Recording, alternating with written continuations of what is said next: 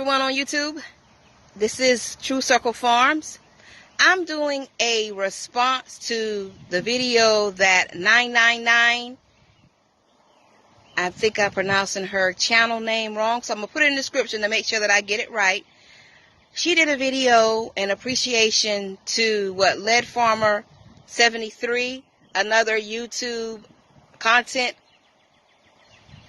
person on YouTube, did for us, where on his video he asked for other subscribers to support other small channels, other people that's trying to come on YouTube and share their videos. And while they're sharing, you can help them on their videos by subscribing and also giving them comments and tips to help their channel to grow. Maybe they're doing something wrong in the garden and they may know of a better way to do it. And she gave him a shout out thanking him, which I thank him too, because I benefited from that.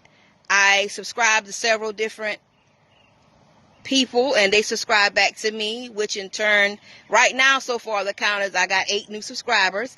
I know a lot of people think that that's not a lot of people, but to me, I appreciate every last person that did subscribe to my channel. So don't think that you don't matter or you don't count, which you do. I thank you for subscribing.